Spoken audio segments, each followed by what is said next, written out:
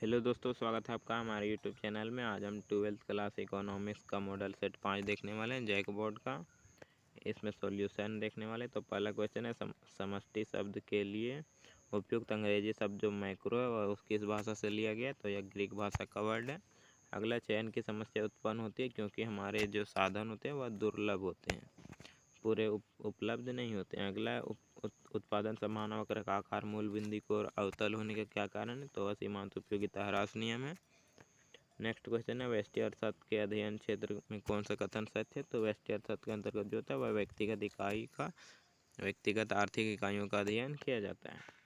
अगला है, the wealth of nation नामक पुस्तक के लेखक कौन है? तो इसका राइटर होगा एडम स्मिथ है। अगला है, अर्थव्यवस्था की किस केंद्रीय समस्या का संबंध जो वह तकनीकी चयन से? तो वह कैसे उत्पादन करें, जिसमें कि तकनीक का चयन किया जाता है। नेक्स्ट क्वेश्चन है, निम्नलिखित तालिका एक उपभोक्ता के लिए कुल उपयोगिता का तालिका है, और इसमें यदि किसी वस्तु की जो प्रति इकाई कीमत 5 रुपये है तो उस समय संतुलन की अवस्था में उपभोक्ता कितनी वस्तु का उत्पादन करेगा? तो जो इसका आंसर होगा वह होगा 8 इकाई। 8 इकाई का उत्पादन करेगा। यहाँ पे उपभोक्ता का संतुलन होता है। अगला क्वेश्चन है, किसी वस्तु का एक अतिरिक्त इकाई के उपभोग से प्राप्त उपयोगिता क्या कहलाता है? तो वह कहलाता है सीमांत उपयोगिता। अगला, एक उपभोक्ता 2 वस्तु के बंडल लिया है, ए में समोसा 5 और कचौड़ी 4, बी में समोसा 5 कचौड़ी 6। तो इसके बीच क्या तटस्थ कथन है? तो यह कथन जो है वह सत्य है, हो सकता है। अगला क्वेश्चन है, यदि किसी वस्तु का मांग वक्र का समीकरण दिया गया Q = 15 - 2 और उस वस्तु का जो प्रति इकाई कीमत है वह 1 है, तो मांग की मात्रा क्या होगा? तो अगर यहाँ 15 - 2 और P में 1 बैठा है तो 2 × 1 तो 15 - 2 13, इसका राइट आंसर होगा। अगला, यदि किसी वस्तु का मांग वक्र का फलन दिया गया Q = 1/P तो उस मांग वक्र के प्रत्येक बिंदु पर मांग की कीमत लोच क्या होगा? तो वह होगा 1 से कम। अगला क्वेश्चन है, माना कि एक बाजार में केवल 2 उपभोक्ता है एक वस्तु के लिए जिनकी मांग को निम्न तालिका से दिखाया गया। यहाँ पे दिया गया कीमत और फिर मांग। तो इस 3 रुपये पर जो है वह बाजार की मात्रा क्या होगा? बाजार मांग मात्रा। तो 3 रुपये कीमत पर 17, 18 और 7 को जोड़ दें तो 25, इसका राइट आंसर हो जाएगा। अगला, बजट रेखा 3x + 4y = 20 का ढाल क्या होगा? तो यह होगा 3 - 3/4। अगला, चाय की कीमत कम होने से चीनी की मांग क्या होगी? तो बढ़ेगी। आगे देखें तो गिफिन वस्तु की स्थिति में मांग वक्र का ढाल जो होता है वह धनात्मक हो जाता है। अगला, यदि किसी वस्तु की मांग रेखा मात्रा जो वह x अक्ष के समांतर होती है तो वस्तु की मांग लोच क्या होगा? तो x अक्ष के समांतर होता है तो यह ED = इन्फिनाइट हो जाता है, अनंत। अगला क्वेश्चन है, किस साधन की कीमत को मजदूरी कहा जाता है? तो श्रम की साधन जो होता है उसे मजदूरी कहा जाता है। पूंजी का ब्याज कहा जाता है, भूमि का किराया कहा जाता है और फिर साहस को लाभ मिलता है। अगला है, दो साधन दिया गया, श्रम और पूंजी, उसके लिए उत्पादन फलन है Q = 5L + 3 के और श्रम और पूंजी की जो 100 इकाई रोजगार लगाना है। तो इसमें पूछा गया कि रोजगार से वस्तु की खालिस्तान उत्पादन में मात्रा में उत्पादन होगा। तो 5L तो 5 × 100 500 हो जाएगा, जोड़ 3 के 3 × 100 तो 300, तो 5 + 300 टोटल 800, इसका आंसर हो जाएगा। अगला, साधनों के वैसे संयोग को तकनीकी रूप से दक्ष कहा जा सकता है जो कम से कम एक साधन की मात्रा जो है वह स्थिर हो। अगला, समोत्पाद वक्र पर प्रत्येक बिंदु दो साधनों के वैसे संयोग को दर्शाता है जो वस्तु की खालिस्तान मात्रा को उत्पादन करते हैं तो वह समान मात्रा उत्पन्न करते हैं उत्पादन।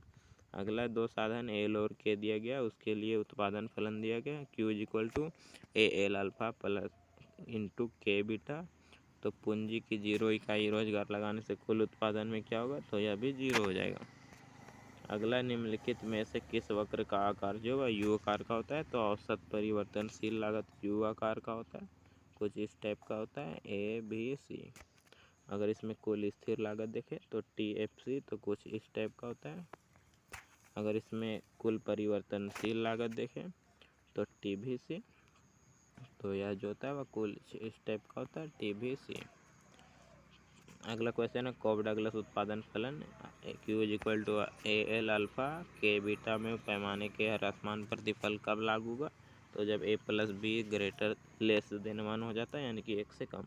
निम्नलिखित में से किस परिवर्तनशील लागत का एक उदाहरण है? तो वह है कच्चे माल पर किया गया खर्च।